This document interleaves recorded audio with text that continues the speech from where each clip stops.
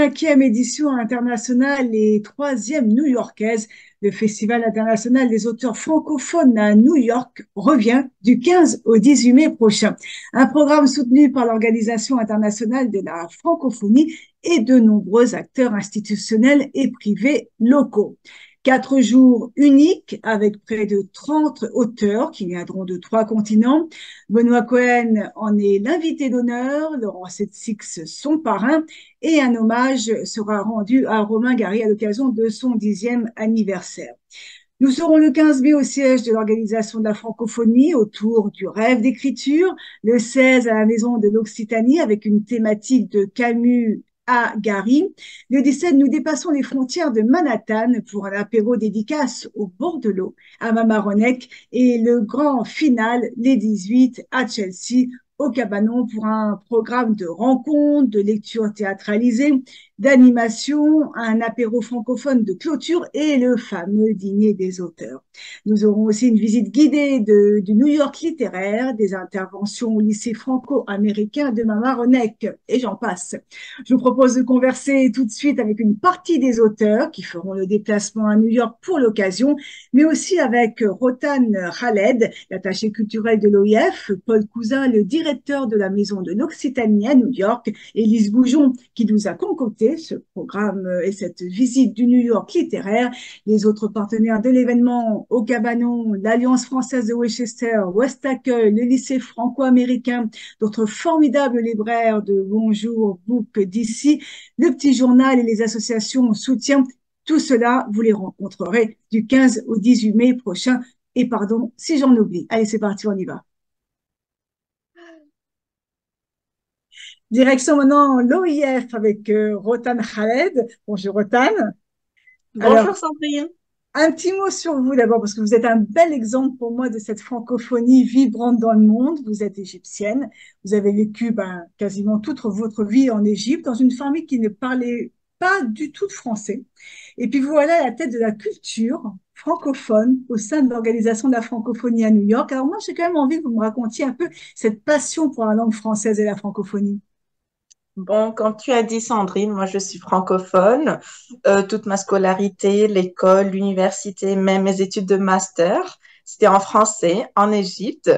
Et c'est vrai, mes parents sont pas francophones. Mon père un peu, mais il a oublié le français. Et donc, c'était pas la langue de la maison, en fait. Et, mais moi, j'étais très passionnée par cette langue. Depuis très tôt, quand j'étais jeune, je suivais TV5 Monde, les journaux français, et je développais ma langue parce que je me disais, OK, si je peux pas compter uniquement sur l'école, je dois aller au-delà pour développer cette langue. Et j'étais vraiment très autodidacte sur ce point.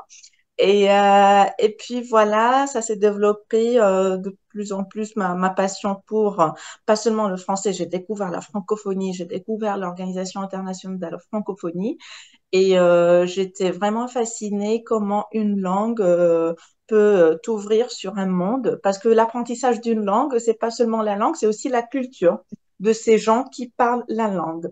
Donc, par exemple, si tu apprends le français, c'est la France, mais pas seulement dans le cas du français, juste la France, mais c'est plus qu'une cinquantaine de pays et de peuples et de sociétés sur lesquels, voilà, la francophonie nous ouvre. C'est ça vraiment, cette diversité culturelle. Et moi, je suis très passionnée pour tout ce qui est interculturel. Oui, et puis la langue n'est pas la même partout finalement. Donc on a un français qui vit différemment dans chaque pays. Donc c'est Tout à passionnant fait. d'aller à ce niveau. Différents accents, différents même expressions, parce qu'on a tous ces constructions mentales de notre langue natale. On essaye de la transmettre en français, donc je peux construire des phrases qu'en français, voilà, va dire, oh non, ça se dit pas en français. Je dis, voilà, c'est mon français. Pensez en égyptien, par exemple. Voilà. Alors moi j'aimerais que vous nous expliquiez un peu un petit mot sur les missions d'organisation de la francophonie dans le monde. Et moi plus particulièrement peut-être les vôtres à New York, notamment auprès des Nations Unies, parce que c'est votre rôle premier. Parfait. Moi, je suis l'attachée culturelle au sein de la représentation de la francophonie à New York. Notre mission principale de l'OIF à New York, notre mandat, c'est auprès des Nations Unies, donc sur des dossiers de relations internationales, dossiers politiques, sur vraiment toutes les questions qui importent la francophonie. Mais moi, mon rôle, c'est le volet culturel. Donc ici, vraiment, c'est une mission pour promouvoir la langue française. Et c'est très intéressant parce que les gens croient que le français n'existe pas aux États-Unis, mais non, ça existe et ça a des racines très longues, très loin dans l'histoire des États-Unis. Donc c'est ça notre champ d'intérêt. Donc pour promouvoir la langue française et le multilinguisme, moi, je collabore avec beaucoup d'acteurs culturels à New York. Notre priorité vraiment, c'est la littérature. Nous essayons de soutenir la littérature, les auteurs francophones, les publications en français. Par exemple, une des publications qui nous est très chère au cœur, c'est un ouvrage qui était publié en anglais d'abord et que nous avons traduit, qui s'appelle Le français autour de nous. Et le français autour de nous, ou en anglais, c'est French All Around Us, c'était des témoignages de plusieurs personnes américains qui ont le français dans l'histoire de la famille, qui ont le français dans l'histoire de leur État américain comme la Louisiane et la Nouvelle-Orléans. Et ces gens-là s'intéressent au retour à cette langue, comme on dit, la revitalisation de la langue dans leur culture. Si je parle de la Louisiane, je vais pas en finir parce que j'adore le dynamisme des jeunes Louisianais et ce qu'ils font pour la langue, pour des événements culturels, littéraires, des expositions d'art visuel contemporain. Donc, franchement, c'est une action très dynamique. Et voilà. Alors, C'est je un peu confirme ça que notre. Oui, nous essayons de soutenir à la diffusion et la circulation de tous ces contenus et biens culturels. C'est ça qui nous importe, franchement. Et nous voulons vraiment faciliter cette diffusion auprès de notre public francophone aux États-Unis et au-delà aussi, parce que nous travaillons aussi très étroitement avec le Québec, donc c'est les Amériques, nous avons notre représentation de l'OIF à Québec, donc voilà, c'est un peu ça notre mission.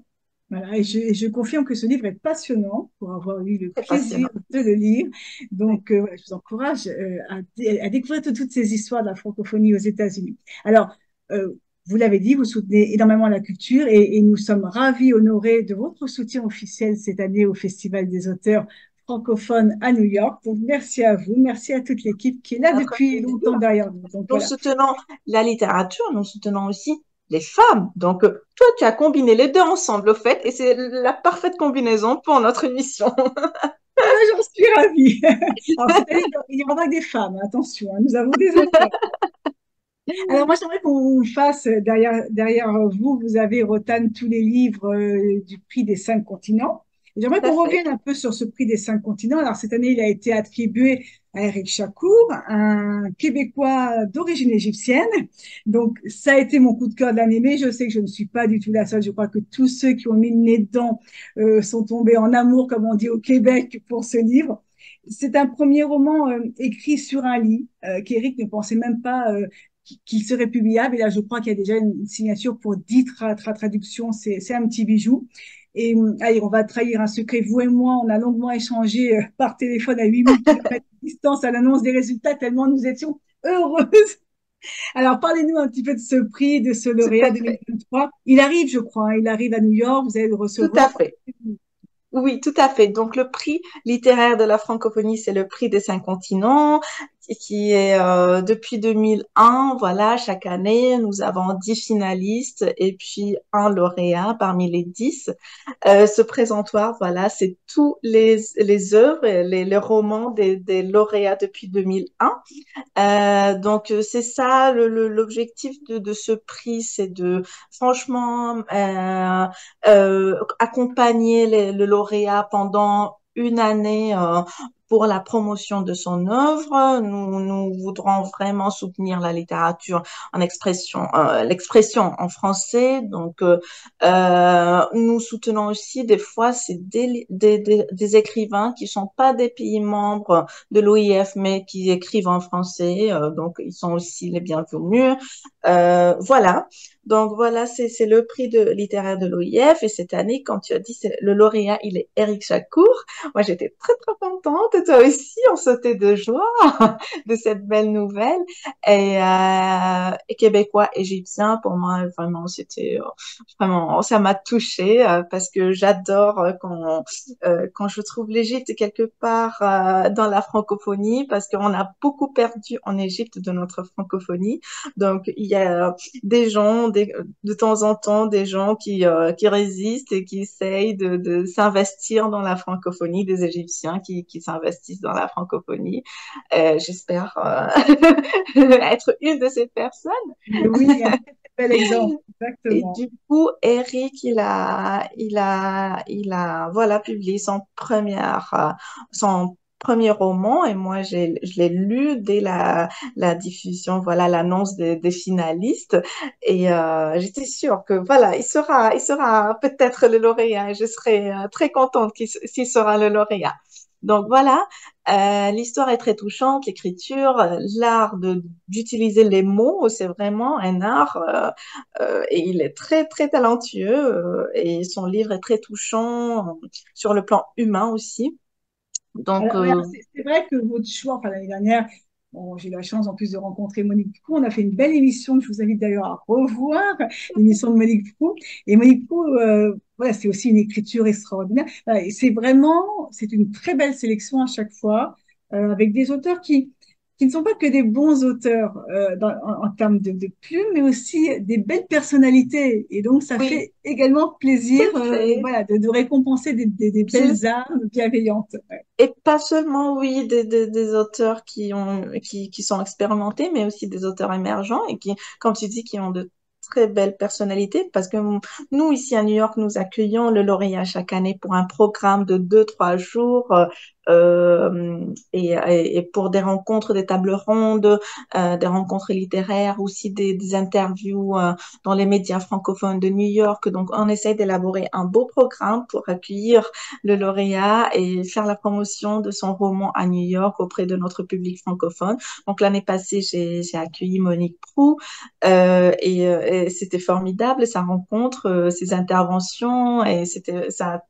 vraiment touché un grand public. Et cette semaine, vendredi prochain, nous organisons le Festival des 5 continents avec l'Université de New York, la Maison française de l'Université de New York. Et pour la rencontre littéraire, nous aurons Éric Chacour, bien Quelle sûr. chance! Oui, je l'attends impatiemment. Et nous aurons aussi Karima Couche, qui est finaliste cette année du prix des 5 continents. On aura Michel Jean. Et ça serait la deuxième table ronde d'Éric avec Michel Jean parce qu'ils ont eu ça au Salon de Paris. Eh Donc bien, ce oui, vous serait étiez bien vraiment quitté à l'honneur. oui, Ok. c'est ça. Ils ont déjà eu une table ronde ensemble et cette fois-ci à New York. Et une quatrième poétesse, voilà, une poétesse québécoise qui s'appelle Camille Prudhomme. Donc les quatre seront invités à cette rencontre littéraire vendredi prochain, le 19 avril. Si jamais il y a des New-Yorkais qui nous suivent, vous êtes les bienvenus à la Maison française de New York le vendredi prochain à 18h30. On fera passer l'information, il faut aller voir Eric. Oh, et puis les autres, bien Exactement. évidemment, mais bon, Et voilà, on ensuite, sait nos oui, il y aura la opinions. rencontre, mais aussi après la rencontre, il y a un dîner égyptien. Ah non! Donc, on a choisi de faire, voilà, une cuisine égyptienne pour le dîner pour Eric. Donc, qu'est-ce qu'il y a? Il y aura du foule et de la moloria? Pas exactement, j'ai pas trouvé la molokhia chez le prestataire, mais Il y aura d'autres du foule. spécialités égyptiennes. Merci beaucoup, Rotan, c'était fort sympathique. Merci, merci de votre accueil, merci de votre soutien. Et puis, ben, que la fête commence le 15 mai, puisque dans le programme de rencontre des auteurs francophones et du festival, eh ben, on commence avec vous le 15 mai, une très belle soirée. que vous découvrirez très bientôt. On vous en donnera tous les détails. On va pas annoncer les détails maintenant. Non, non, garde encore un peu la surprise. Merci Rotan et bonne Super, chance pour les jours à merci. venir. Je sais que le programme est dense et chargé, mais rien que le bonheur de voir Eric devrait vous aider à supporter tout ce travail. Oui, bien sûr. Merci beaucoup, Sandrine. Merci. Merci, au revoir. Paul Cousin, vous êtes le très dynamique directeur de la Maison de l'Occitanie à New York.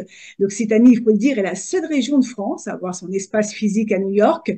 Euh, Moi, j'aimerais savoir ce qu'on y fait dans cet espace tout au long de l'année. Merci déjà pour les compliments, Sandrine. Bonjour. Eric.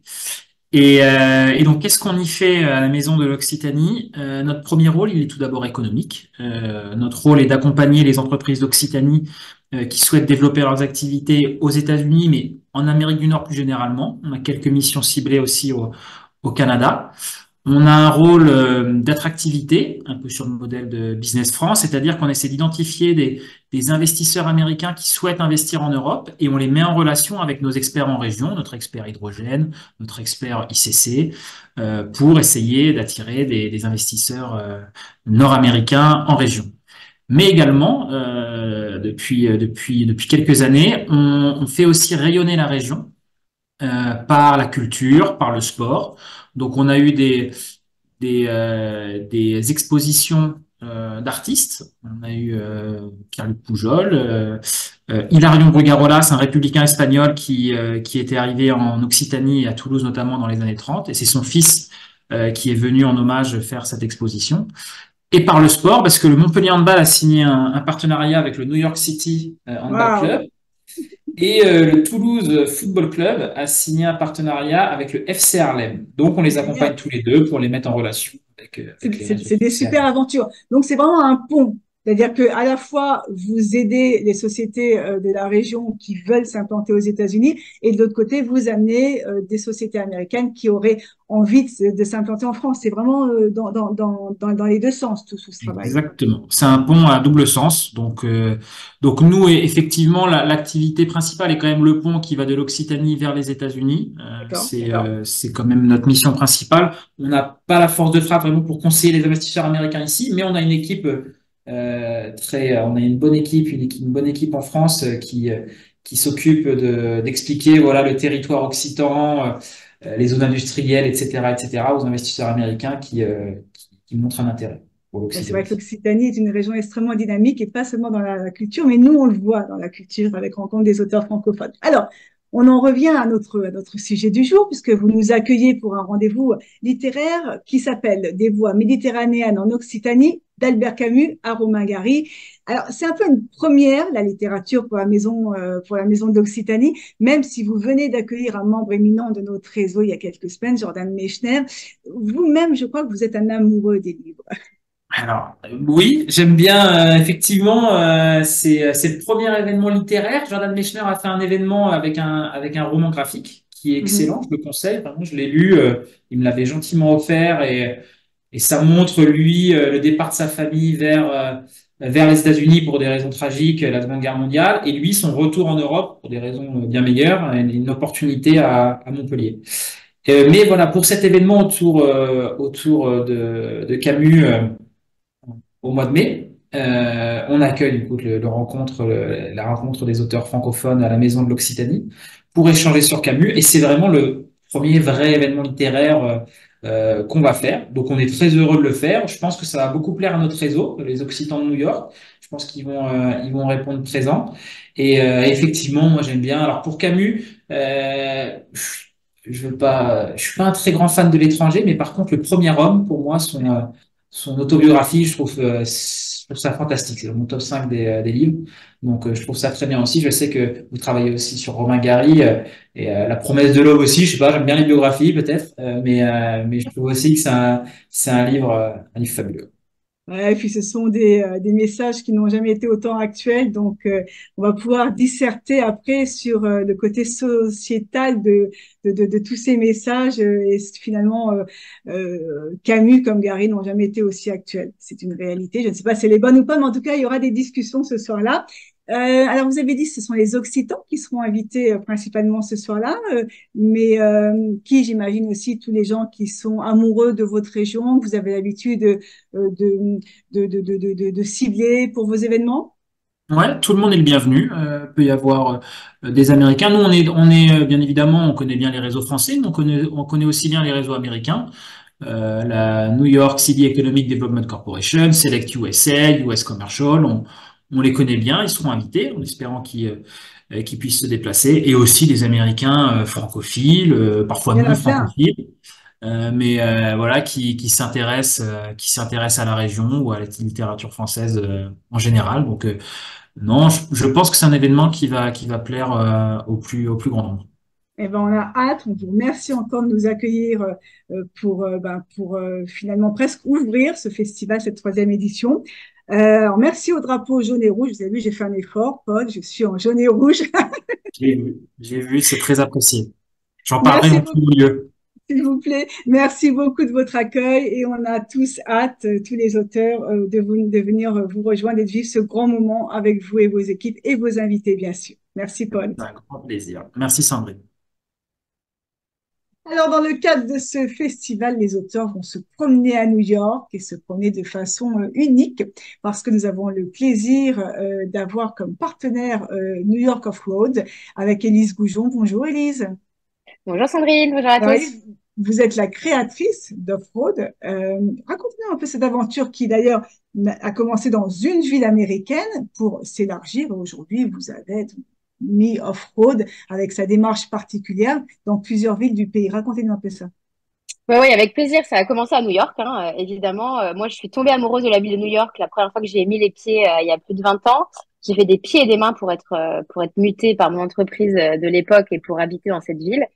Mais rien de vraiment me prédestinait à créer des parcours un peu insolites pour les touristes ou les résidents francophones. C'est vraiment, c'était un gros coup de cœur et j'avais très envie de faire découvrir mon New York à moi. À la base, c'est vraiment ça le fil rouge, c'est le côté le New York des locaux, le côté aussi thématique. Je trouvais ça hyper intéressant parce que New York, on connaît tous, on a tous une sensation de déjà vu la première fois qu'on met les pieds à New York, mais pourquoi? Parce qu'on l'a lu, parce qu'on l'a vu à la télé, parce qu'on l'a écouté à la radio. Mais je trouvais ça hyper sympa de justement de, de, de penser à un peu ces passions-là ou ces centres d'intérêt et de visiter New York à travers des thématiques qui peuvent être aussi sportives, culturelles, artistiques, etc. Donc c'est vraiment comme ça qu'est née l'idée de visiter New York différemment en 2013 et ça n'a jamais changé depuis. C'est toujours le même objectif 10 ans plus tard. Mais ce qui est bien, c'est on a plein de nouveaux parcours évidemment. New York, c'est une ville qui s'arrête jamais, hein, comme Alors, vous le savez. Donc juste avant de partir un peu sur les autres villes, parce que tout est extrêmement passionnant, comment ça se passe? Est-ce que c'est un groupe de francophones qui vient à vous en disant on a envie de ça? Ou est-ce que vous avez, alors, j'ai pas envie de dire un catalogue parce que non, c'est pas un catalogue, mais en tout cas déjà des thématiques préétablies où ils peuvent se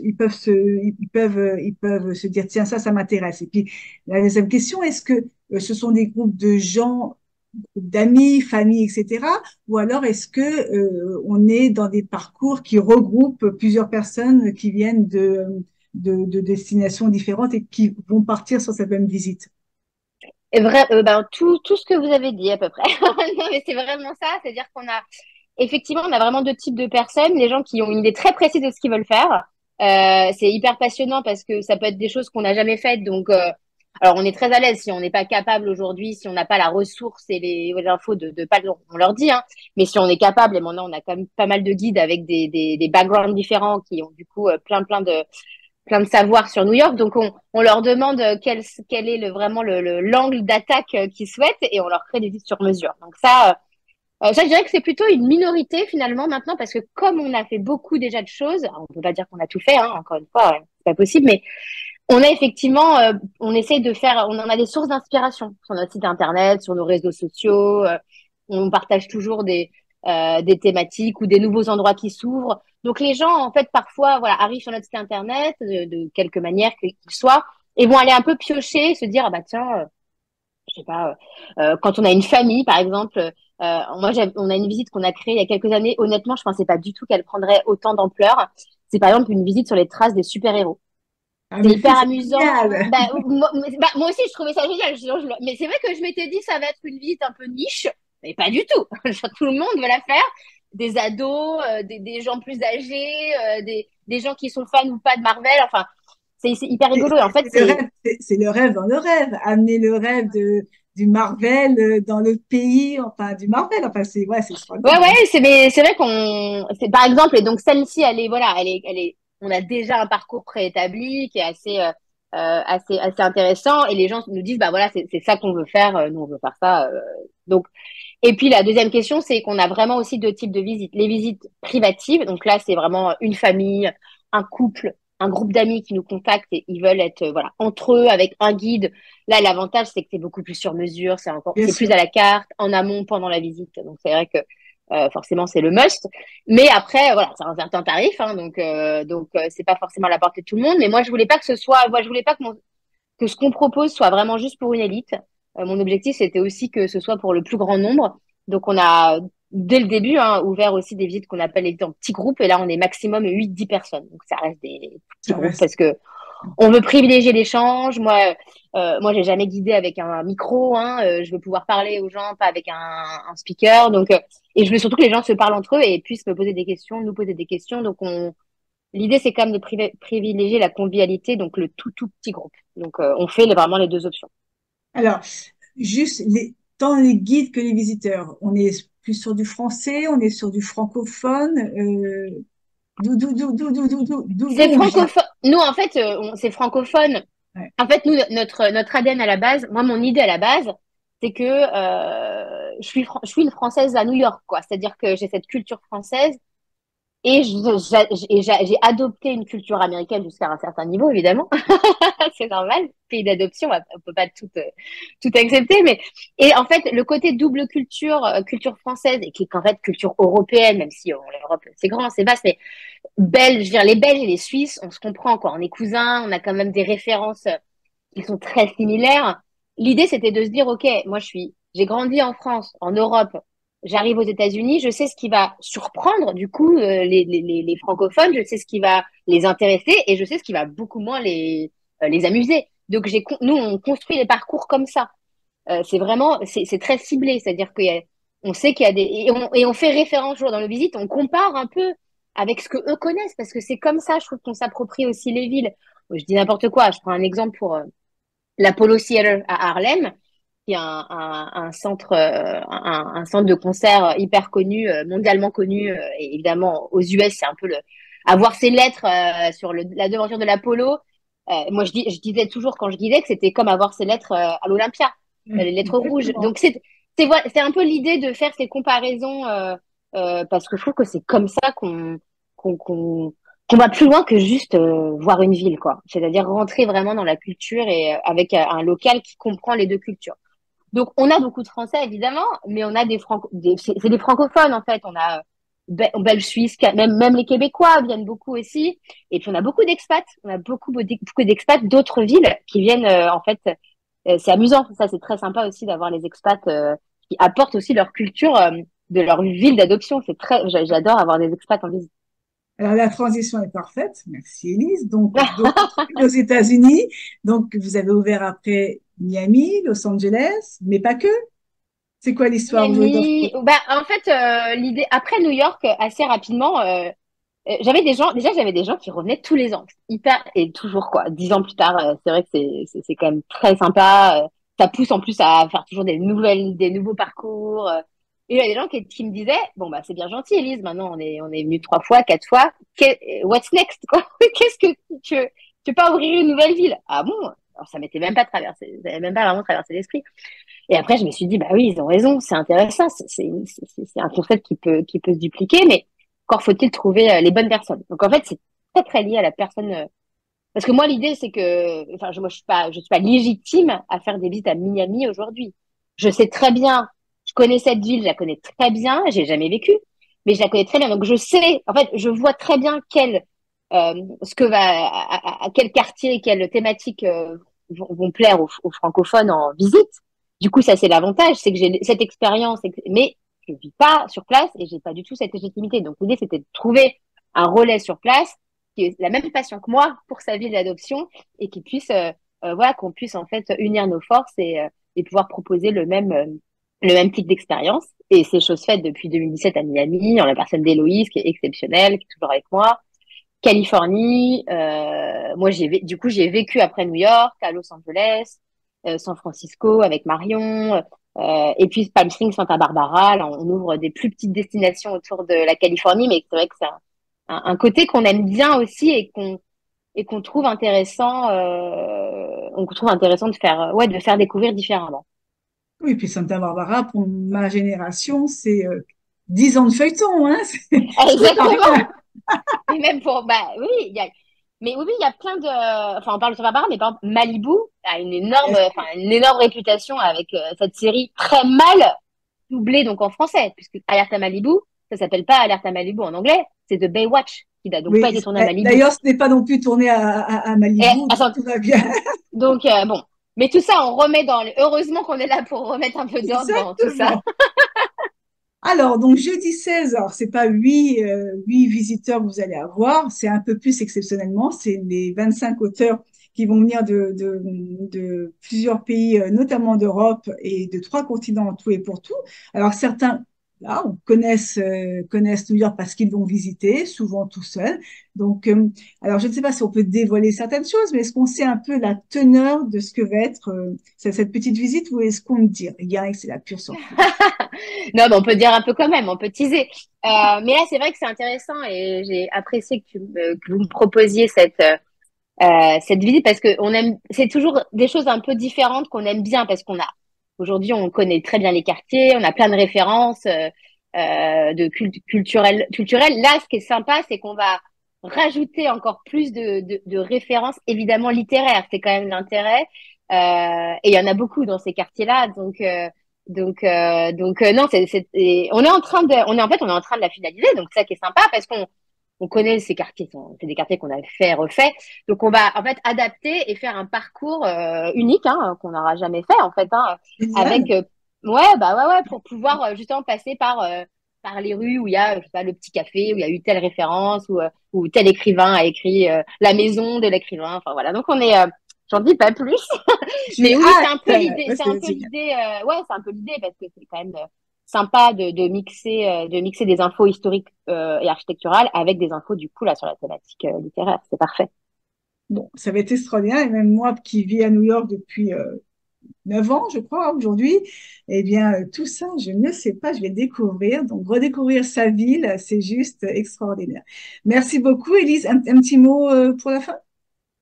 Bah, merci à vous. Et c'est vrai que je suis hyper, enfin, non, mais c'est vrai que pour ma part, c'est vraiment les romans et les films qui m'ont fait, c'est le premier contact de New York, quoi, pour les gens. Et le côté littéraire, enfin, c'est tellement puissant encore maintenant. Enfin, c'est vraiment un puits de ressources qui est non-stop, quoi. Donc, je trouve que c'est passionnant. Enfin, moi, je lis j'en apprends toujours et je découvre toujours j'adore lire sur les villes où j'ai vécu. Je trouve que c'est vraiment, ça apporte quelque chose de plus. Donc, continuez à lire, pas s'arrêter. Merci beaucoup. Et on a hâte donc de retrouver les guides de New York Off-Road le 16 et de faire cette petite visite. On vous montrera quelques images, mais juste quelques images, si vous acceptez. Merci, Élise. Merci, Sandrine. Eh bien, je vous emmène à présent dans un petit tour de monde avec quelques-uns de nos auteurs et hôtes qui ne vont pas hésiter à avaler les milliers de kilomètres pour rencontrer les francophones de New York. Alors, avec moi pour cette première partie d'émission, Anna Alexis Michel à Miami qui va nous rejoindre bientôt, Laurence Flaise Renaudin qui est à Toulon, Mona Azam à Montpellier, Evelyne Fallot à New York et le seul homme de la soirée, j'ai nommé Didier Kimmel qui est à Versailles. Bonjour à tous. Bonjour. Alors, Bonjour. Laurence, double joie pour vous puisque nous fêterons votre anniversaire pendant ce festival. Eh bien Voilà. oui, c'est vraiment un magnifique cadeau. Je vais fêter mes 60 ans le 16 mai à New York. Waouh, magnifique. Magnifique. On est ravis. Formidable, c'est magnifique. Oui. Ouais, ouais, on est ravis. Alors, est-ce qu'on peut Et moi dire- le 10. Ah bien voilà, on fêtera ensemble.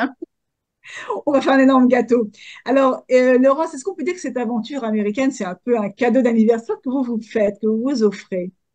Oui, en fait, c'est vraiment un rêve. Quand je me suis inscrite aux auteurs francophones, je disais à ma fille, oh, si jamais je pouvais être sélectionnée et puis un jour aller à New York, ce serait vraiment le rêve absolu. Et j'y suis. Et en plus pour mon anniversaire. Donc c'est un double rêve. Oui, surtout qu'à la base, on avait un événement et aujourd'hui, on en a quatre. Donc, ça va être une fête incroyable. Oui, oui, c'est On va super. passer 4 jours de folie. Mais Ah, rassurez-vous, je vous laisse quelques heures par jour pour aller visiter New York tout seul et profiter de la vie. Laurence, qu'est-ce que vous allez mettre dans vos valises des livres en particulier, tabler plus sur un sujet que sur un autre? Qu'est-ce que vous allez emmener à présenter alors, c'est aux... justement, alors, la valise, c'est pour moi quelque chose de toujours très complexe. Qu'est-ce que je vais emmener? Et je me disais, il faut que j'appelle Sandrine pour lui demander qu'est-ce qu'il faut que je mette dans ma valise. Donc, on le fera en privé. Non, déjà, je vais emmener mon appareil photo parce que je suis passionnée de photos et que New York est une ville photogénique. Je suis allée à New York il y a 10 ans avec ma fille. J'y suis retournée un an après et j'avais très envie de redécouvrir New York. Et donc, c'est l'occasion à la fois de venir à ce festival et de découvrir New York dans des conditions magnifiques et de faire des photos, bien sûr. Et puis, en termes de, après, j'aime bien découvrir, donc je veux pas non plus trop me projeter, faire trop de projets, tout planifier, parce que je trouve que Très ça bien. enlève du charme. Et puis, on n'est plus dans l'aventure de ce qu'on va vivre. On attend quelque chose, et je trouve que c'est décevant d'être dans l'attente. Et je préfère accueillir ce qui se présente aussi. Ah oui, puis on risque de pas se perdre et de pas se perdre, c'est perdre effectivement Oui. tellement d'émotions, Oui. de Et rencontres puis, inattendues. comme je Exactement. me perds tout le temps, donc comme ça, j'ai plein de choses à découvrir. Me perdez Non, pas en route, non, non, on vous perdra pas. tu De vois? toute façon, Evelyne Oui, bien aura entendu. son petit parapluie avec la petite carte. C'est important parfois de se perdre. Ouais, Oui, exactement. Bah, complètement. Mona, puisque vous prenez la parole, je vous la donne, puisque Mona, vous êtes de toutes les aventures du réseau. Bah, c'est pas la première fois hein, que vous êtes à New York. Ça sera la deuxième ou la troisième aventure. La deuxième. Ah, et puis, vous êtes notre directrice de rencontre des auteurs francophones pour la France, donc impliquée à fond. Ce festival américain, d'ailleurs, ça sera quelque part un petit avant-goût du festival en France de Saint-Paul-les-Dates, puisque 15 jours après, on repose nos valises. Comment vous vivez ces aventures du mois de mai? Alors, en plus des grands événements de rencontre des auteurs francophones à New York et à Saint-Paul-les-Dax, j'ai moi-même une actualité très chargée. Un mois de mai intense avec un Tour de France extraordinaire parce que Romain Gary, parce que Camus, parce que un roman aussi sur l'esclavage à paraître début mai.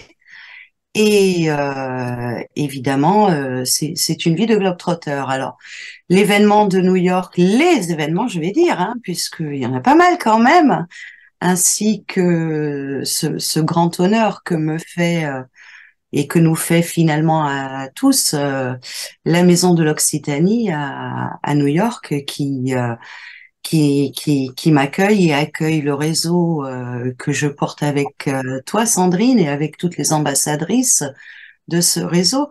Et j'ai envie de dire, perdons-nous, soyons nous-mêmes, perdons-nous pour mieux nous retrouver tous ensemble, parce que c'est l'esprit de rencontre des auteurs francophones et c'est surtout ces vibrations que nous allons ressentir tous ensemble de New York à Saint-Paul et puis qui sait bientôt à Montpellier aussi hein, à Mais suivre. il se murmure effectivement ceci. Alors, il y a autre chose qui se murmure dans la presse. On se demande qui dort le moins. Est-ce que c'est le président Macron ou est-ce que c'est Mona Azam? Et Sandrine Mérez. Alors je dors très peu parce que la vie est courte et que j'ai encore beaucoup de choses à faire, beaucoup de choses à dire, beaucoup de choses à écrire. Et l'avenir appartient à ceux qui ne se couchent pas trop longtemps et qui utilisent les heures parce que le temps, c'est notre principal ennemi et le temps court. Et donc, vaut mieux essayer de le suspendre de temps en temps. Alors, vous en parliez, Mona, de Gary, de Camus. On rappelle donc qu'on donnera une petite conférence le 16 sur Camus et Gary, et que cette année, donc, vous venez non seulement avec le Camus qui est sorti, mais aussi avec un ouvrage sur Gary. Voilà, le petit Gary qui sort En avant-première, voilà, sorti le 3 mai, sortie sorti le 3 nationale. mai. Et pour les Parisiens, lancement à la librairie Erol le 3 mai. Le 4 mai, pardon, je me plante dans les dates. Le 4 mai, ce sera la librairie Erol. Didier, Versailles, Paris, c'est pas loin. N'est-ce pas? Surtout que le 3 Alors, mai, c'est la date de mon anniversaire. Avec que de taureaux, alors. Que de taureaux réunis. N'est-il pas? Alors, Mona, juste un dernier petit mot. En quoi l'aventure, cette aventure de l'autre côté de l'Atlantique est particulière, puisque vous l'avez déjà vécue une fois. En quoi elle diffère un peu des autres que vous avez pu vivre, justement, notamment sur le sol français? Parce que c'est l'essence même de notre réseau, Sandrine. C'est porter la voix de tous ces francophones outre-Atlantique, et j'espère bien l'année prochaine en Malaisie aussi, hein, accueillis par notre chère ambassadrice Pomme. C'est là l'essence même de notre réseau, c'est traverser les frontières, dépasser les frontières, abolir les frontières, je dirais, et faire vibrer la francophonie par tous les moyens. Et grâce à vous, Sandrine, nous y sommes et nous allons la faire vibrer. C'était le message d'amour de Mona. Allez, on va direction New York avec Evelyne. Evelyne, bonjour. Donc, Evelyne, on a compris que vous Bonjour. avez un rôle multiple hein, pendant ce festival. Donc, vous êtes la locale du groupe avec moi.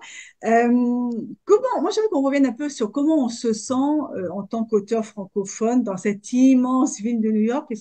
Est-ce qu'on a sa petite place et est-ce qu'il y a quelque chose de très sympathique finalement de porter cette petite pancarte d'auteur francophone pour vous, d'auteur française? Absolument. Je pense que c'est une formidable carte de visite et entre autres grâce surtout à rencontrer des auteurs francophones, de pouvoir se présenter dans une communauté francophone ou d'Américains francophiles parce que je rencontre énormément d'Américains et d'Américaines qui me disent «Ah, mais j'ai étudié le français dans le secondaire ou à l'université». Et il y a un véritable amour pour la langue française et pour la littérature française ici, à New York. Et donc, oui, moi je trouve ça formidable. Je rejoins ce que disait Mona tout à l'heure à propos de de dépasser les frontières, mais je garde toujours en tête que c'est ici que ça a commencé finalement, le réseau. Tout à fait. Et je me souviens enfin, moi j'ai pris je suis arrivée, ça avait déjà commencé, mais j'ai quand même pris le train en chemin et quand je vois maintenant tout ce qui s'est développé depuis, je trouve ça absolument formidable. Donc, Est-ce que c'est peut-être plus important encore quand on est à l'étranger, de rejoindre une famille comme ça d'auteurs pour échanger, pour se conseiller, pour se suivre? Est-ce qu'on en a encore plus besoin finalement quand oui, on est... parce que on est quand même une petite île ou un îlot même à Manhattan, à New York, aux États-Unis, et en plus ça permet des rencontres formidables. Je dis toujours que Hélène Drummond, qui je pense sera avec vous demain, est devenue une amie très proche, et je l'ai rencontrée grâce à Rencontre des auteurs francophones. Donc il y a toute cette communauté. J'ai retrouvé plein d'auteurs aussi à Mons. C'était il y a 2 ans, je crois. Entre autres, c'est là que j'ai rencontré Mona. Donc voilà, donc c'est à la fois j'aime bien parce que c'est un peu une particularité d'être une auteure ou un auteur francophone ici, et puis en même temps faire partie de ce réseau plus vaste.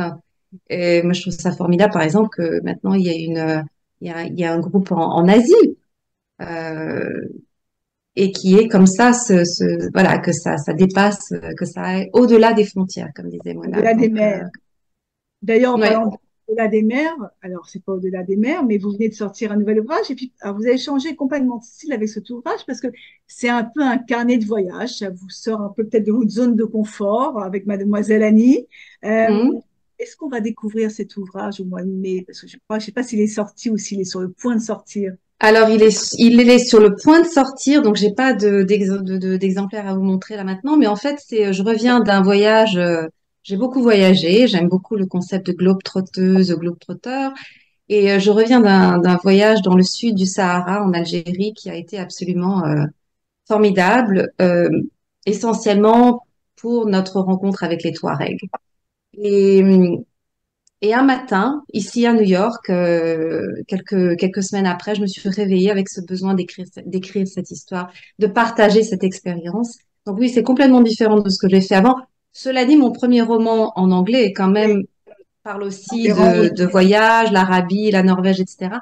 Voilà, donc ça, c'est un carnet, c'est plutôt un, quand je dis carnet de voyage, c'est pas un guide touristique, pas du tout, Non, non, c'est mon ressenti c'est vos par émotions. rapport, voilà, exactement, dans le désert, et je serais très heureuse de le présenter le mois prochain C'est formidable. au festival.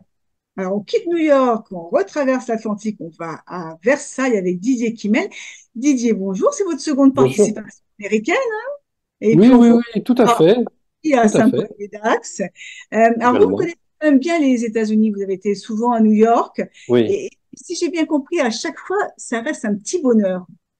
Oui, oui, ça reste un petit bonheur. J'ai la chance d'avoir été plusieurs fois aux États-Unis, et également sur la côte euh, est ou ouest, enfin sur les deux côtes. Et à chaque fois que je vais à New York, par contre, je suis toujours emballé parce que curieusement, j'y découvre toujours des nouvelles choses, des nouveaux endroits, des nouveaux spectacles. Et ça, pour moi, c'est quelque chose de formidable. Alors, je suis un petit peu aidé car, comme vous le savez, j'ai une fille qui est hôtesse de l'air et qui fait du voyage Paris-New York très régulièrement et qui me recommande avec ses commandants de bord qui me recommandent les endroits à fréquenter, à découvrir. Et c'est toujours vraiment très agréable. Et puis cette première participation, la dernière fois, là, au festival Rencontre des auteurs francophones, j'ai vraiment apprécié. Je ne connaissais pas du tout le National Arts Club. Et c'est vraiment un endroit fantastique. Et j'ai vraiment beaucoup aimé rencontrer d'autres auteurs du monde qui sont également attachés à la langue française. Et vraiment, ça a été un bonheur. Et le petit Versaillais que je suis avec mes petits romans, j'ai été vraiment très, très heureux de pouvoir me rendre à New York, effectivement. Alors, oui, oui, c'est intéressant, vous parlez de la rencontre avec les autres auteurs Mm. et la rencontre avec tous ces lecteurs francophones locaux. Est-ce qu'il y a eu des contacts privilégiés? Est-ce que vous vous attendiez à trouver ce public-là? Oui, Quel oui, était oui, le rapport avec le public? c'est toujours un plaisir quand on participe, enfin, on est tous d'accord, je crois, là-dessus, à des salons du livre ou à des festivals, parce qu'il y a toujours des rencontres. Alors, toutes ne sont pas équivalentes. Il y en a, effectivement, où on croise des gens, on échange, et puis ça s'arrête là. Et puis d'autres qui arrivent à vous marquer à tel point que certaines des rencontres, moi, parviennent à m'inspirer. Je ne sais pas si c'est le cas pour d'autres collègues, mais des gens qui sont accrochés sur le thème du roman en viennent à vous raconter, à vous confier des choses. Moi, j'ai la chance de ne pas avoir 3000 personnes qui attendent devant moi pour se faire dédicacer. Donc, j'ai le temps j'ai le temps de De discuter, discuter. d'échanger. Voilà. Et c'est vraiment toujours très enrichissant. Vraiment.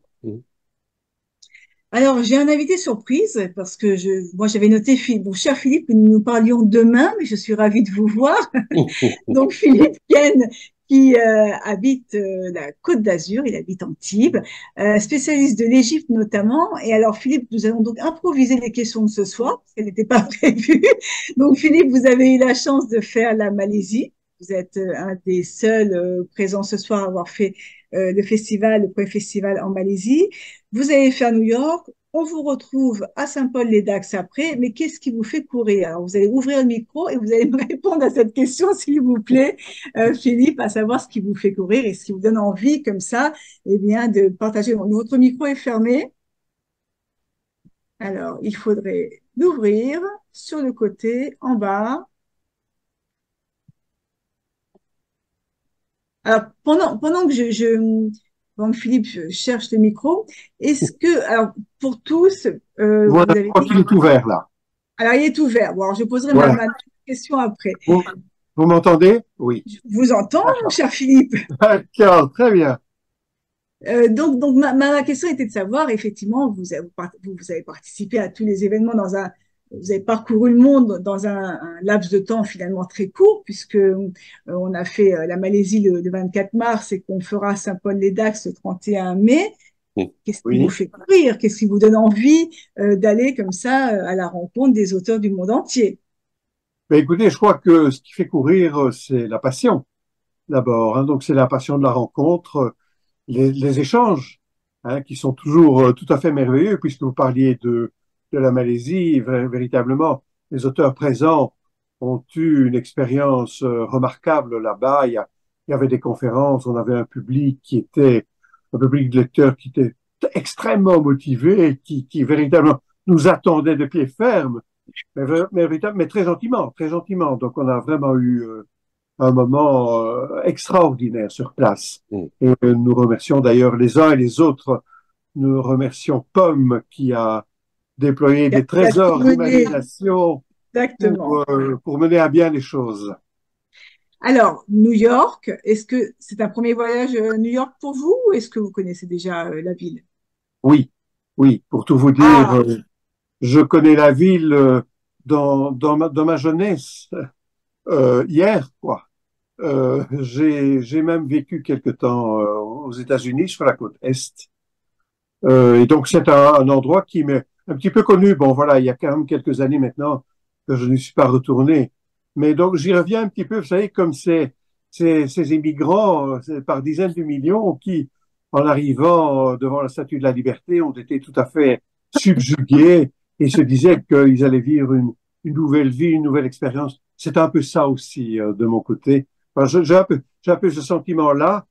Euh, et l'historien que je suis a une pensée pour le marquis de Lafayette, qui est quand même un grand trait d'union entre la France et les États-Unis. Voilà, s'il en est, hein, de prestigieux, lui, véritablement. Voilà, c'est un petit peu mon état d'esprit. Donc j'arrive là, tout ému, tout tremblant et extrêmement heureux de participer à cette rencontre, à ce salon. Et là, c'est à vous qu'on le doit, Sandrine. Vous avez véritablement porté cela à bout de bras et vraiment, vous avez de gros bras à ce moment-là, je pense, pour faire ça, mais au figuré, bien sûr, rassurez-vous. Mais bon, véritablement, c'est pour dire que vous êtes merveilleuse et magnifique dans ce rôle-là. c'est gentil. J'ai eu la chance, voilà, d'abord, on a la chance aujourd'hui, puisque c'est la troisième édition, d'avoir été invité par des acteurs locaux extrêmement intéressants, notamment ce qu'on va faire dans le Westchester le vendredi n'était pas prévu et ça va être formidable parce que c'est une très grosse communauté francophone avec un gros pouvoir d'achat en plus et dans un lieu magnifique. Voilà. Et puis, effectivement, l'organisation de la francophonie, avec qui on est en train de monter un événement de 15, la Maison d'Occitanie qui nous invite le 16. On a un très, très beau programme et je pense qu'on va passer 4 jours extraordinaires tous ensemble. Qu'est-ce que vous allez mettre dans vos valises, Philippe? Est-ce que vous allez mettre l'Égypte? Écoutez, je vais emmener des tonnes de livres, bien Mon entendu. Dieu! Voilà, bien sûr. Alors, je peux vous dire que, en reparlant de la Malaisie, justement, j'avais pris pas mal de livres et j'ai manqué être à court, figurez-vous. Donc, j'étais super content de voir que cet accueil enthousiaste dont je vous parlais, et je suis persuadé que ce sera pareil à New York. Et il y a là des lecteurs américains francophones qui sont vraiment férus du français, de la richesse de la culture française à un point tout à fait extraordinaire. Ça me fait penser à une petite anecdote, voilà, qui est une petite digression. J'étais il y a quelques années dans un ascenseur à Cape Town, en Afrique du Sud, et je parlais avec mon épouse dans l'ascenseur, comme je vous disais, en français, et il y a une Sud-Africaine qui était là et il lui est sorti comme ça tout d'un coup, What a wonderful language, à propos du français. Donc du coup, voilà, ça montre bien l'attrait que la francophonie, le français, la culture française peut avoir sur les anglophones. Voilà. Ouais. Et puis c'est vrai qu'à New York, et ça, Evelyne, tu peux nous le confirmer, euh, quand on parle, alors tu as un meilleur accent que moi, mais en tout cas quand tu parles avec un accent extrêmement français, il y a des étoiles dans les yeux des gens qui nous font face. France, le français, voilà, porte toutes les promesses de la beauté du monde. Et donc, voilà, c'est un passeport extraordinaire et on abuse largement de Absolument. New York. On C'est parlait vrai. du marquis de Lafayette, ben voilà, donc c'est quelque chose qui est très important pour les Américains. Ils s'en souviennent extrêmement bien et c'était voilà une épopée. Hein, et pour nous aussi quelque part, c'est véritablement une aventure. Hein, on débarque Mm. véritablement. Exactement. On se livre, c'est le cas de le dire. Ouais. Exactement. Bah, ça sera le mot de la fin. Nous nous retrouvons donc avec tous nos lecteurs et tous ceux que nous avons rencontrés à New York à partir du 15 mai, du 15 au 18 mai, pour que 4 jours de célébration de la langue française et de la francophonie à New York. Ça va être une belle aventure. Merci à vous. J'ai hâte de vous retrouver. Merci Sandrine, Merci merci beaucoup. beaucoup. Merci. À Merci, très bientôt Sandrine. Sandrine. À très Merci. bientôt. À bientôt.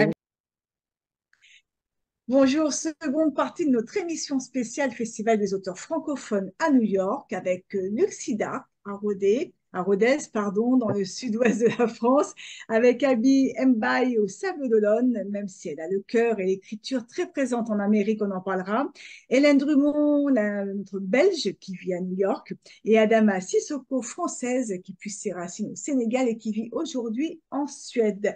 On commence par vous, Lucie Dark, parce que vous avez participé au second festival à New York, au salon à Mons en Belgique. Vous serez à Saint-Paul-les-Dax et bien sûr à New York pour la 3e édition. Et puis cette année, il faut le dire quand même, l'Occitanie joue le jeu du festival puisque nous sommes invités par la Maison de l'Occitanie le 16. C'est une drôle d'aventure, Lucie, d'être finalement en Occitanie à New York, à la rencontre des Occitans qui vivent sur place. Occitan new-yorkais, oui, bah ouais, c'est une aventure, effectivement.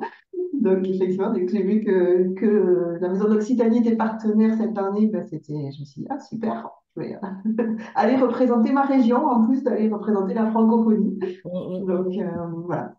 Ah, c'est une belle aventure. Alors, je le disais, vous êtes de tous les rendez-vous ou presque. Euh, est-ce que, comment on vit ça? Est-ce que c'est un peu l'impression de retrouver les copains d'une colo un peu spéciale, de vivre ensemble une aventure littéraire qui finalement se retrouve un petit peu autour du monde? Oui, tout à fait. Ouais, ouais, c'est une espèce de colo, effectivement, et on se retrouve d'événement en événement. Il se crée des liens, on se revoit même des fois entre les événements, avec d'autres auteurs, où il se crée voilà, des vraies amitiés aussi. Donc, c'est une grande famille. C'est une grande famille. Donc, après New York, 15 jours après, même pas, hop, direction Saint-Paul-les-Dax, où on va Voilà. retrouver certains auteurs qui seront là à New York, comme Chantal Cadoré, comme Didier Kimmel. Donc, voilà, beaucoup de choses, beaucoup d'émotions à partager. Euh, Vous êtes prête, Lucie, pour ces 3 jours de rencontre après un voyage que vous allez, alors je ne sais pas si j'ai le droit d'en parler, mais un voyage que vous avez commencé en Amérique sur d'autres territoires un peu avant. Oh, tu sais des choses. Je sais tout. Oui, oui, oui. Donc, je viens pour passer 2 semaines du coup aux États-Unis et je passerai une dizaine de jours à la Nouvelle-Orléans avant de rejoindre New York. Voilà. C'est une belle aventure et c'est là aussi un des sièges de la francophonie aux États-Unis. Mhm. Donc, écoute, en tout cas, tu as mission, tu peux prendre des marques hein, pour l'année suivante. Allez, maintenant, direction les Sables d'Olonne avec Abby. Alors, Abby qui a disparu de l'écran, je ne sais pas si Abby m'entend. Je suis là, je suis là. Alors, Je on ne voit suis pas avec, on ne te je voit suis avec pas. vous, je suis là. Voilà. Alors, Abby, Je veux pas, Vous avez rejoint, donc je le disais, très récemment le réseau.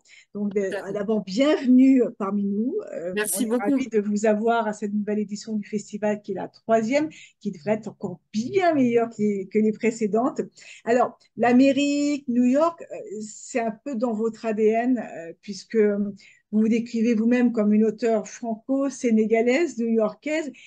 Qu'est-ce que représente New York pour vous? Qu'est-ce qui vous relie à New York? Je sais que vous en revenez en plus. Donc, racontez-nous un peu cette Bah, écoutez, émotion. déjà, bah, merci beaucoup de m'accueillir. Je suis très contente de rejoindre les rencontres des auteurs francophones parce que bah, j'écris depuis très longtemps Et aussi bien pour le théâtre, la poésie que pour l'écriture en général. J'ai été écrivain public aussi. Donc vraiment, l'écriture fait partie de ma vie.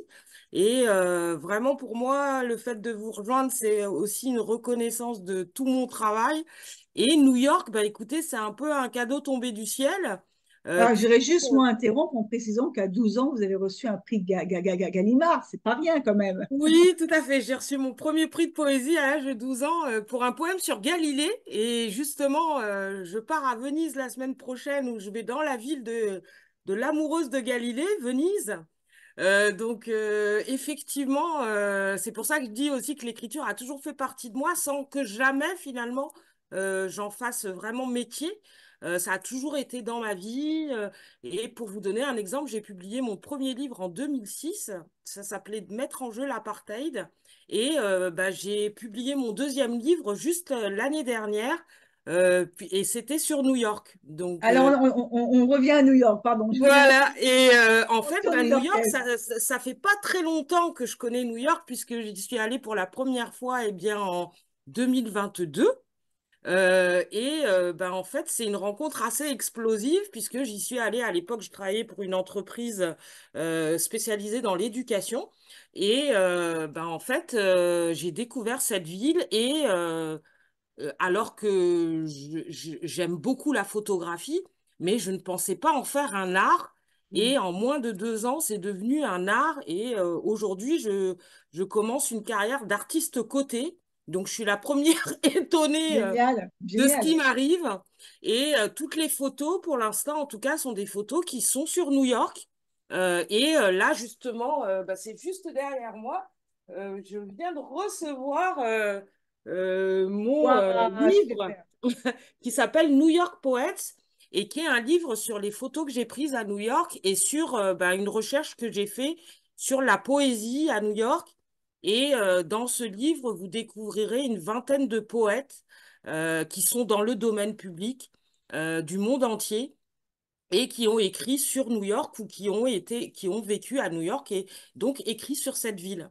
Et Alors, donc, ça tombe bien, ça voilà, tombe bien. du coup, bah, je suis dans cette aventure new-yorkaise, on va dire, depuis maintenant 2 ans. Mm. Je me laisse porter par cette histoire. Franchement, c'est pour ça que je dis que c'est vraiment un cadeau tombé du ciel parce que autant j'étais écrivain, autant je n'étais pas photographe. Je me suis formée avec l'école des Gobelins et The Artist Academy. Donc aujourd'hui, je suis photographe professionnel, mais vraiment, voilà, c'est 2 ans de vie et d'aventure où ma vie est... alors c'est vrai que mes amis m'ont toujours vu comme quelqu'un qui a tout le temps des aventures incroyables. Et la première chose qu'ils me demandent en général, c'est bon alors Abby, c'est quoi aujourd'hui? Qu'est-ce qui nous a fait là? Raconte-nous. Ils sont toujours pressés derrière mes histoires. Mais je commence à comprendre comment ils me voient, parce que effectivement, là, je peux dire qu'avec New York, c'est vraiment une histoire, bah, je dirais une histoire d'amour, mais pour l'instant, dont je ne connais pas l'issue et que je partage avec plaisir, parce que c'est vraiment une surprise dans ma vie. Moi, à la base, je suis comédienne, je suis metteur en scène. J'ai dû arrêter l'art hein, pendant un moment pour me consacrer à ma vie de maman. Et aujourd'hui, c'est un peu comme une renaissance pour moi, une Mhm. reconnaissance, parce que ben, ça fait plus de 30 ans que je suis dans le théâtre, dans l'écriture, et c'est vrai qu'en France, être artiste, c'est compliqué. Et là, je suis partie à New York il y a 2 ans et j'ai eu une reconnaissance immédiate que j'ai jamais eue dans ma vie. Et j'ai rejoint d'ailleurs la Société des poètes de New York. J'ai eu 2 livres dans lesquels je fais partie d'anthologies sur New York Génial. également. Donc voilà, il y a un truc qui se passe avec New York. Moi, je vous ai résumé comme, en vérité, alors je sais pas si vous voulez, si vous êtes une poète ou une poétesse, après chacun, voilà. Mais en tout cas, des mots et de l'image, parce que c'est vraiment Tout à fait. cette rencontre de l'image et des mots avec cette même dimension, cette même ADN Tout à de, fait. de, Et de, de- après, c'est vrai que moi, j'ai plus été modèle, puisque j'ai beaucoup d'amis photographes qui m'ont pris en photo. J'ai été, comme je vous l'ai dit, je suis aussi comédienne. Donc moi, j'étais plutôt de l'autre côté de l'objectif. Et le fait d'être du côté finalement du photographe, ça m'apprend énormément de choses et sur moi et sur l'art de la photographie aussi. Et comment bah, ça nous parle et comment aussi les mots comme vous dites très très bien, mettre les deux en commun. Et ce qui est très drôle dans notre rencontre, je dirais, c'est que vous faites cette année un hommage à Romain Gary. J'ai écrit un petit poème en son hommage et c'est vrai que j'ai pu remarquer que comme lui, j'ai beaucoup d'avatars puisque je m'appelle Abimbaï, mais aussi J'ai moi-même du mal, hein. voilà, j'ai un nom de photographe. Les New-Yorkais m'ont justement affublé de Golden Lady. Ouais. J'ai aussi Ganesha. Enfin, j'ai plein de surnoms qu'on a pu me donner, que je me suis donné aussi. Et c'est vrai que cette rencontre avec Romain Gary m'a aussi beaucoup inspirée. Et l'autre chose qui est très drôle, c'est que l'invité d'honneur, c'est Bernard Cohen. Mm. Et vous Benoît. parliez de son film Ma France à moi. Et il se trouve que j'ai offert des places de cinéma pour ce film parce que je suis super coach dans l'entreprise dont il parle dans le film, qui s'appelle Each One. Oh, mais on va avoir plein de choses à raconter à Benoît Donc ce c'est pour soir-là. ça que je vous dis, vous voyez, enfin voilà, Bon, c'est par pour ça contre, que je vous dis, il faut voilà, pas ma laisser. vie. Par contre, il faut pas vous laisser un micro, hein. Vous êtes encore plus bavarde que moi et il faut le faire. Alors, on va aller voir une autre Alors, bavarde. je fais des podcasts, j'adore faire des podcasts, donc n'hésitez pas si vous voulez que je vous interviewe dans ce cadre-là. Mais en Alors, tout c'est cas, super. On en voilà, parlera. pour Alors, finir, je suis vraiment contente de vous rejoindre et vraiment merci pour ce merci, moment qu'on Evie. va passer ensemble à New York. Alors, on va voir une autre bavarde. C'est Hélène, mais c'est surtout le lien qui m'intéresse entre New York qui vous a fait exploser et New York qui a été un vrai révélateur chez Hélène aussi, puisque, alors Hélène, pour la présenter rapidement, c'est notre Belge globe des monstres assez jeune, votre ville natale pour partir en expatriation. Euh, il y a déjà bien longtemps. Et vous êtes depuis, si je ne me trompe pas, près de 10 ans à New York, que vous Exact. considérez Oui. comme votre nouvelle maison. Oui. Euh, alors, vous aussi, c'est New York qui vous a donné l'énergie et j'ai envie de dire la petite folie d'abandonner une carrière médicale que vous aviez pour devenir auteur. 3 livres Oui. aujourd'hui. Racontez-nous Oui, aussi. absolument. Oui, New York, je peux tout à fait imaginer et comprendre ce que Abby raconte quand elle parle d'une espèce d'envoûtement, de belles surprises et aussi de cette effervescence continue, de cette sensation qu'elle a ressentie à New York, parce que moi, c'est pareil, sauf que ça continue après 10 ans. C'est incroyable. Bravo. Ça ne s'atténue pas, j'adore toujours autant cette ville. Euh, oui, donc moi, en fait, effectivement, j'avais une carrière très classique, on va dire, très sérieuse. Je travaillais comme médecin en industrie pharmaceutique en recherche clinique dans le domaine de l'oncologie. Et bon, il y a eu plusieurs raisons pour lesquelles j'ai quitté mon poste. Voilà, je me suis recentrée sur mes enfants, sur moi-même, etc. Mais je pense que le fait d'avoir été à New York a vraiment eu un rôle clé parce que je ne suis pas retournée quelques mois plus tard dans un job similaire dans une autre boîte pharmaceutique. Non, j'ai décidé de tout arrêter et de complètement changer de carrière, parce que maintenant, voilà, j'écris des livres. Et je pense que si j'étais encore en Belgique ou si j'avais été ailleurs en Europe, je n'aurais pas eu cet encouragement, parce qu'ici, c'est un environnement qui justement encourage le fait de se réinventer, d'être différent, de suivre ses passions, parce que l'attitude, c'est vraiment, si tu essayes et que tu te plantes, c'est pas grave. Tu te Oui, relèveras, t'es pas la première à qui ça va arriver, t'es pas la dernière. Tout le monde s'en fout ici, tout le monde vit sa vie, on ne c'est juge même pas. normal, c'est même Oui, normal, presque obligatoire. Si tu ne t'es pas formé, exact. c'est C'est une pas approche possibilité. complètement différente et du coup, on est beaucoup plus enclin à se lancer parce qu'il y a une espèce d'énergie collective.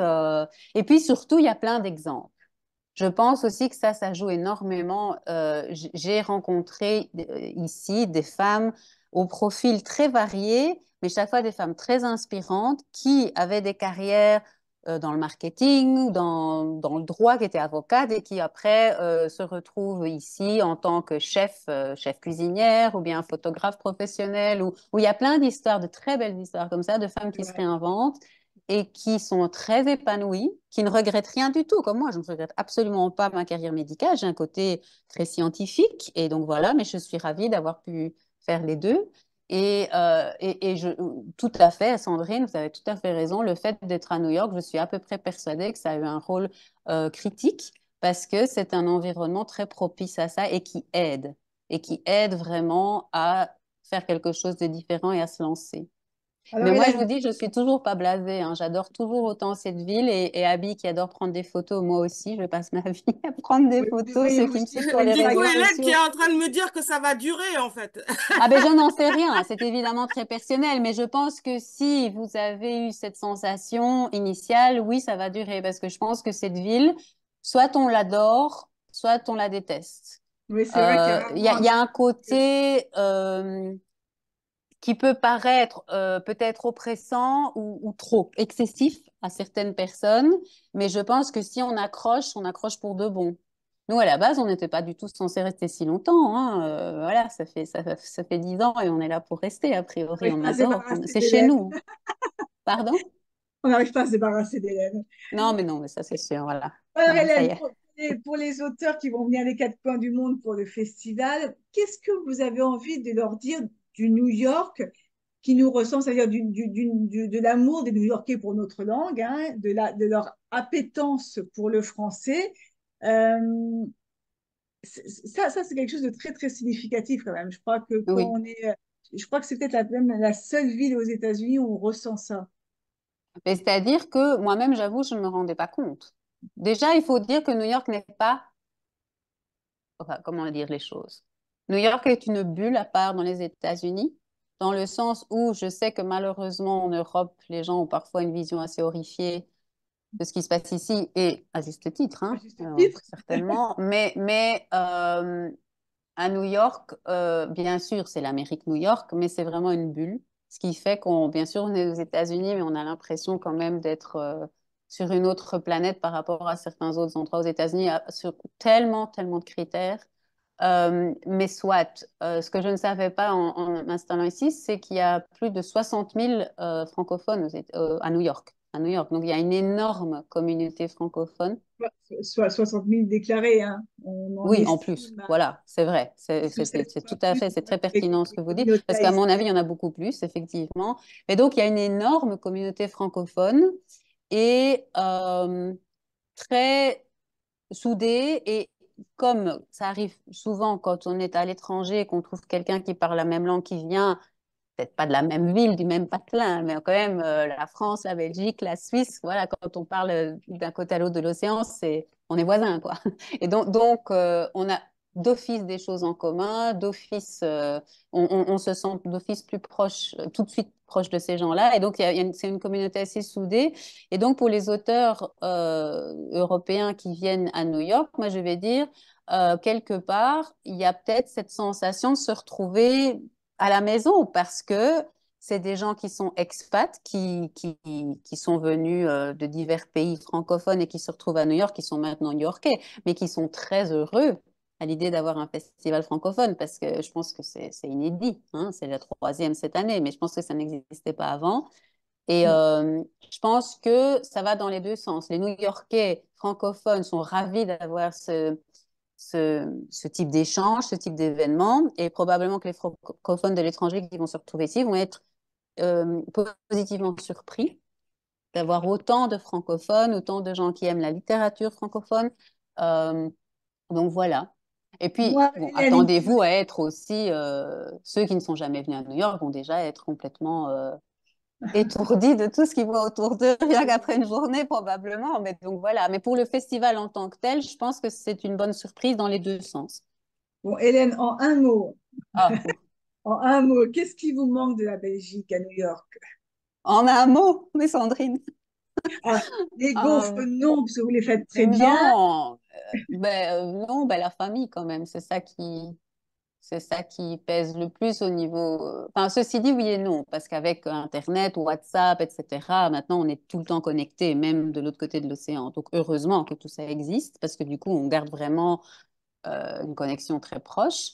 Mais le chocolat, parce qu'il n'y a pas de bon chocolat ici, on a beau dire tout ce qu'on veut, ça se fait. Et ceci dit, tant mieux quelque part, parce que ça me permet de garder la ligne.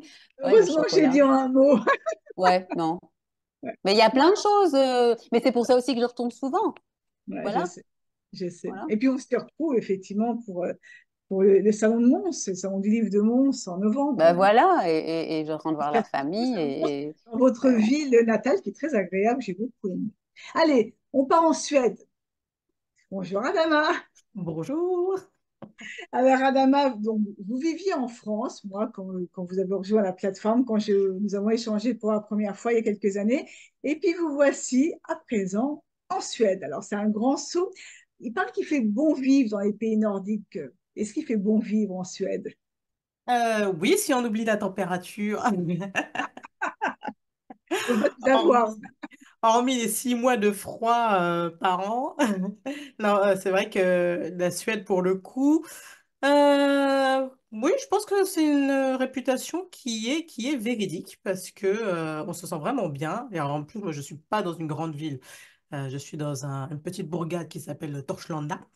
Et donc, toutes les personnes ont été hyper accueillantes. Moi, j'ai mis mon enfant à l'école, donc juste à côté, et ça s'est très bien passé, alors qu'il ne parlait pas du tout suédois, hein. Il est arrivé juste avec de l'anglais et du français. Et moi, je me sens très bien dans ce pays, en fait. Aucune animosité, les gens ont le sourire, hyper aidant, hyper accueillant. Donc, c'est vrai que c'est ce genre de pays, et je peux pas dire que ça m'est arrivé souvent, où quand on arrive, ils nous donnent tout de suite l'impression qu'on est les bienvenus. Ouais, c'est Donc, sympa. ça c'est très, très, très C'est agréable. sympa, c'est la réputation des pays nordiques. Donc, bah, voilà, vous Ouais. ne faites que pour confirmer ce qu'on en dit. Alors, on vous a vu dans la presse francophone new-yorkaise il y a peu de temps, dans les colonnes de nos partenaires de Petit Journal, parce que le livre que vous présentez raconte entre autres votre première expérience ici aux États-Unis. Eh oui. Alors, au-delà de votre expérience, qui a été parfois un petit peu mitigée, euh, que véhiculent pour vous les USA? Qu'est-ce que vous avez retenu de cette expérience? Qu'est-ce que vous vous attendez à trouver à New York? Parce que l'expérience n'était pas new-yorkaise, hein, vous allez nous le rappeler. Donc peut-être un petit mot sur ce que vous avez vécu et puis ce que vous attendez à retrouver avec une expérience bah, complètement différente. Oui. Alors, oui, effectivement, moi, je suis arrivée, ça commence à dater maintenant, hein, en 2009.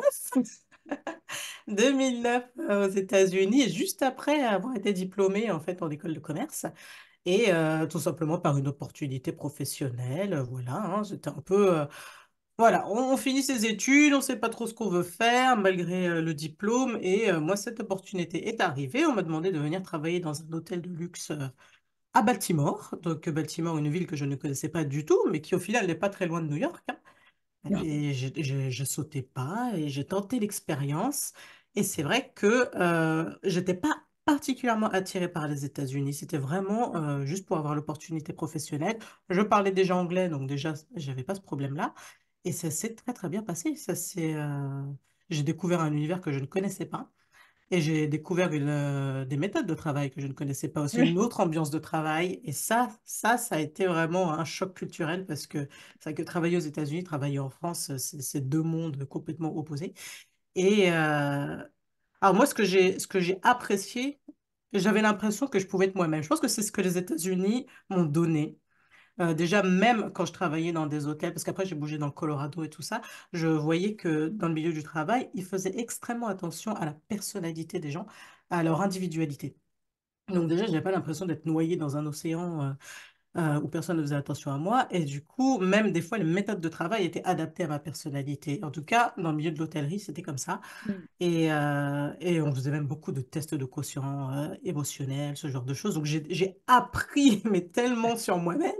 Il y a des choses qui ont été confirmées justement sur ma personnalité que je ne savais pas. J'avais vécu plus de 20 ans en France et je me dis, oh, wow, des fois, t'es un peu bizarre. Et en fait, c'est aux États-Unis qu'on a confirmé que non, peut-être que j'agissais comme ça, parce que si, et qu'ils s'adaptaient en fait à ça et que c'était pas un problème d'être différent. Et ça donnait aussi ouais, on avait l'impression qu'on pouvait tout faire. Moi, j'avais l'impression que je pouvais devenir une star de cinéma. Enfin, tout était ouvert, tout le monde était toujours open, tout le monde. Voilà, moi j'ai tenté New York parce que je voulais tenter la Fashion Week au niveau du travail. Donc j'avais postulé pour voir si je pouvais faire du volontariat. Ils ont tout de suite dit oui. Donc tout était ouvert tout le temps. Et donc c'est la première fois que je suis allée à New York, c'était pour la Fashion Week. Enfin, Et ouais, ouais, donc j'y ai participé 2 fois en 3 ans et c'était génial. Et par contre, moi, je fais partie des gens qui ne sont pas fans de New York à la base, parce que de toute façon, je préfère les petites villes, hein. C'est aussi simple que Oui, ça. donc c'est un peu grand, si Oui, vous oui, aimez oui, c'est un peu grand pour moi, un mais peu bruyant est un peu grand. ouais, ouais, ouais. Alors, pourquoi justement avoir décidé de quitter la Suède pour nous rejoindre pour le festival? Ah, Même si là, pour le coup, moi je suis ravie vous de vous avouez rencontrer que après quand autant j'ai... d'années. Ouais. Ah, pardon, je vous ai coupé. Non, non, je disais que j'étais ravie de vous rencontrer pour de vrai après autant d'années Ah à oui, c'est clair. Ouais, ouais, ouais. Non, alors New York, comment dire? J'avais déjà vu le festival à New York, je crois, l'année dernière. Et je sais pas, il y a quelque chose en moi qui m'a un peu piqué. Je me suis dit, oh, j'y suis pas. J'étais un peu déçue. Je me suis dit, bon, alors si ils refont un événement, je vais y aller. Parce que bah, forcément, moi, mon livre, même si c'est pas passé à New York, il y a ce lien en fait avec les Bien États-Unis. sûr. Donc on a toujours l'impression de faire voilà, comment on dit? Parce que j'ai beaucoup de mots anglais qui me reviennent, parce que ici, je parle qu'anglais. De fermer la boucle, hein, en gros, de faire le... Donc, c'est vrai que partir à New York, c'était pas tant la ville, c'était de revenir aux États-Unis. Parce que moi, ça fait 12 ans, en fait, que je suis pas revenue aux États-Unis. Ah oui, donc Et puis même la ville a repartir changé. à la recherche d'un nouveau public, de rencontrer des nouveaux auteurs, C'est parce que devenu un même à nouveau force d'être studio, expat, on oui. est coupé un peu de tout ce qui se passe, et je me suis dit que c'était un événement qui allait me faire beaucoup, beaucoup de bien, que ce soit artistiquement et humainement. Et humainement, exactement. Parce que rencontre des auteurs francophones, c'est une grande aventure humaine.